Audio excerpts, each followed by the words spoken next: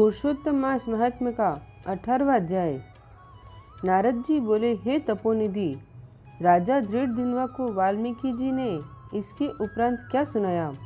कृपया उस संपूर्ण वृत्तांत को मुझे सुनाइए। श्री नारायण बोले, धृतधनुवा अपने पूर्व जन्म की यह कथा सुनकर आश्चर्यचकित रह गए।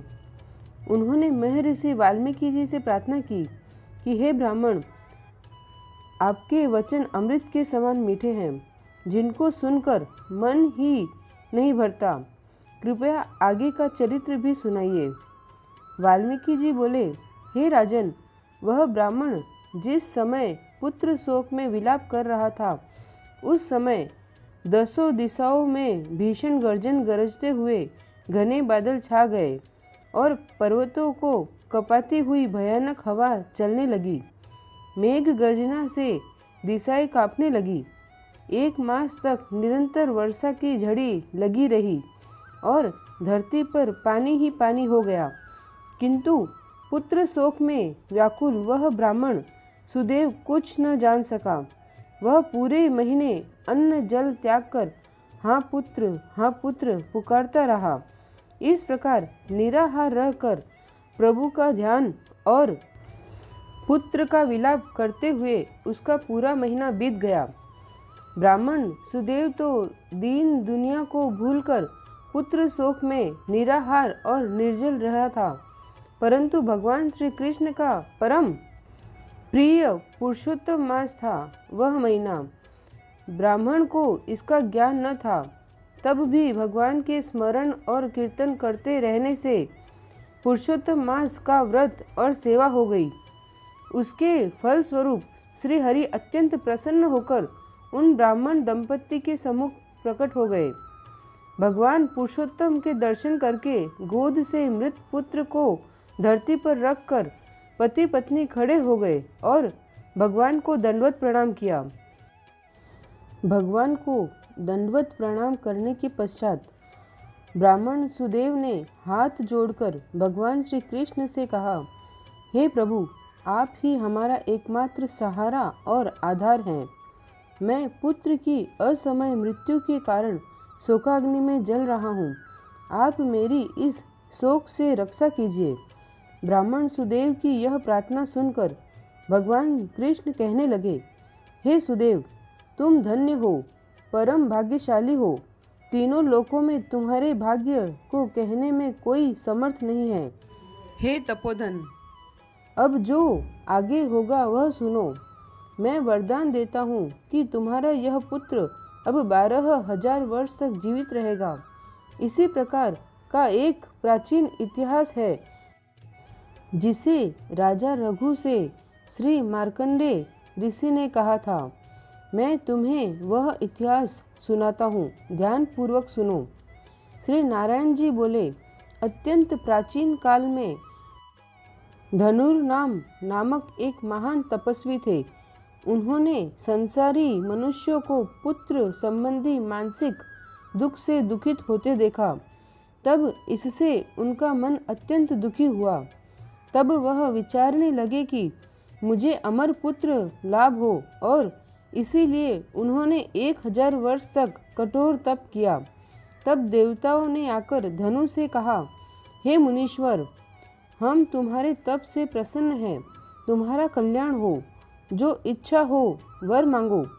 देवताओं के इस प्रकार के वचन सुनकर महर्षि धनुर्नाम ने कहा, आप मुझे अमर और बुद्धिमान पुत्र दीजिए। सब देवताओं ने कहा, ऐसा अभी पृथ्वी पर तो नहीं हो सकता। तब ऋषि ने कहा, निमित आयु वाला पुत्र दे दीजिए। देवता बोले, निमित किसे कहते हैं? मुनि बोले, यह सामने जो बड़ा पर्वत है, यह जब तक रहे मेरा पुत्र भी तब तक जीवित रहे। तब देवता ऐसा ही हो यह वरदान देकर स्वर्ग चले गए। देवताओं के वरदान से महर्षि धनुर्नाम ने समय आने पर अत्यंत सुंदर पुत्र प्राप्त किया। वह पुत्र चंद्रमा के सदृश बढ़ने लगा।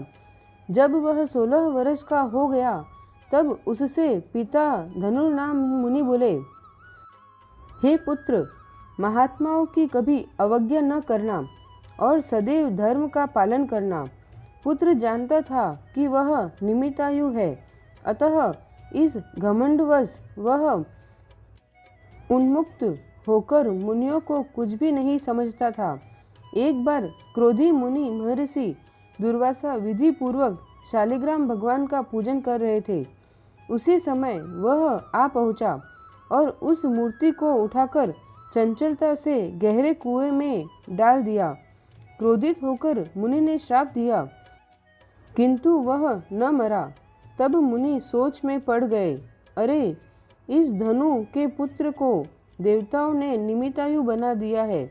इस प्रकार चिंता करते हुए मुनि लंबी सांस छोड़ने लगे।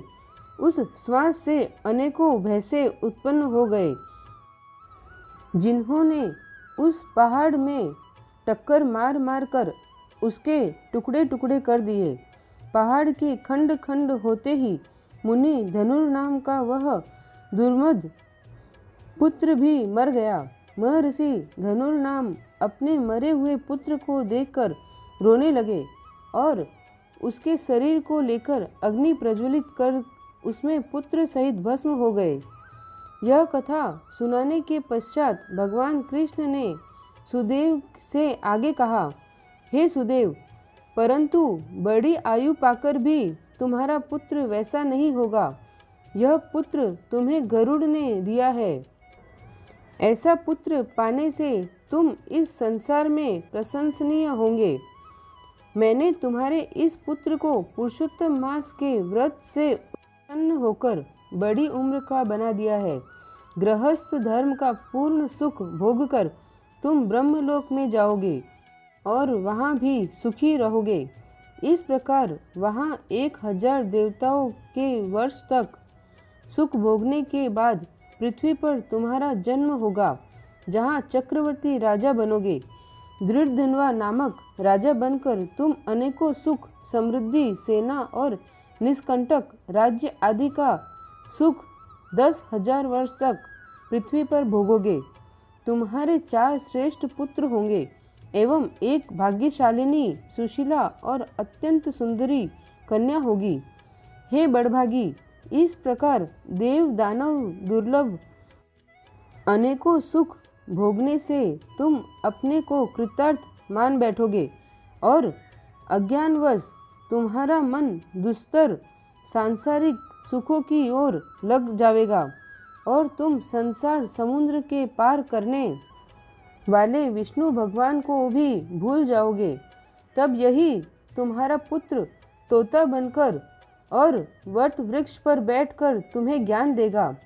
उस समय तुम तोते के श्लोकों का भाव न समझ पाने के कारण उदास हो घर आकर चिंता के समुद्र में लीन हो जाओगे।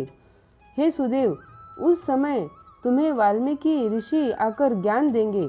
तब संशय निवृत्त होने पर सांसारिक सुखों को त्याग कर श्री हरिपद को अपनी स्त्री के साथ पाओगे, जिसमें गया लौटता नहीं है। भगवान ने सुदेव को उसके आगामी जीवन की कथा सुनाने के बाद उसके पुत्र को जीवित कर दिया। पति पत्नी दोनों ही पुत्र को जीवित देखकर बड़े प्रसन्न हुए। देवता भी उनके ऊपर पुष्प वर्षा करने लगे।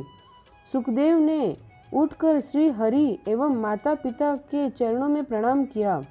उस समय अपने अंश से उत्पन्न पुत्र सुखदेव को देखकर गरुड़ जी बड़े प्रसन्न हुए। ब्राह्मण सुदेव ने हाथ जोड़कर भगवान से कहा, हे प्रभु, मैं 4000 वर्ष तक कठोर तप करता रहा। तब आपने प्रकट होकर कहा था, हे पुत्र, तुम्हारे भाग्य में पुत्र नहीं है। अब उसके विपरीत स्वयं आकर मेरे पुत्र को जीवित कर दिया। इसका क्या कारण है? कृपया मुझे बतलाकर मेरे संशय और भ्रम का निवारण करने की कृपा कीजिए। 29 पुरुषोत्तम मास महात्म्य अष्टोदशो अध्याय समाप्तम। बोलो पुरुषोत्तम भगवान की जय। श्री राधे कृष्ण।